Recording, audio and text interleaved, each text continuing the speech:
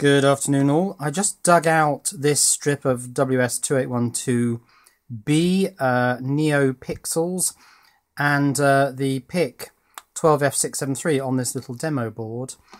And for some reason I think I'd overwritten the code, but it didn't work, so I've just reprogrammed it with my linear feedback shift register program.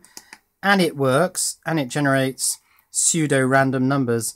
Huge long sequence of pseudo-random numbers, because that's what a linear feedback shift register does. But this is all very theoretical, and it's never going to be very popular.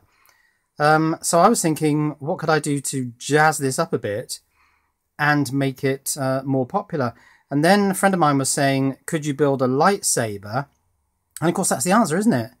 It's to get a light to run up to the end so that all the LEDs illuminate when you press a button, which can be a very simple not debounced button because it only needs to see that it pulls low, run the animation sequence of an LED right up to the top, and then it can start looking at the button again, and if you press it low again it can run the animation sequence back to the beginning for the retract.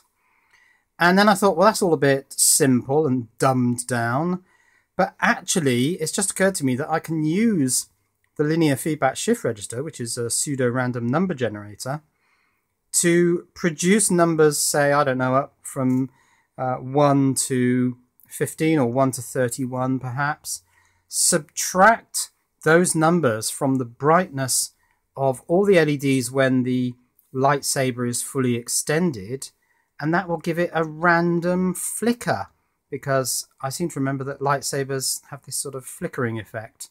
So you'll get this run-up of LEDs, a flicker effect, using the LFSR, which I'm so keen to retain, and then you press the button again and it will do a retract.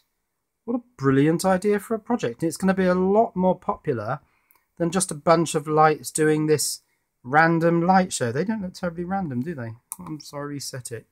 Yeah, that's better. The linear feedback shift register sequences can often get into sections where they're not terribly random, because that looked all a bit sort of amber and red and green, and there wasn't much blue. It's done it again, actually, hasn't it? From the beginning, there's lots of red, green, and blue. This is a very long sequence. I think it's probably several hours before this sequence repeats. But yeah, I think I'm going to turn my rather academic LFSR project into a much more popular lightsaber project. That should get me a few more views, I reckon. Cheerio.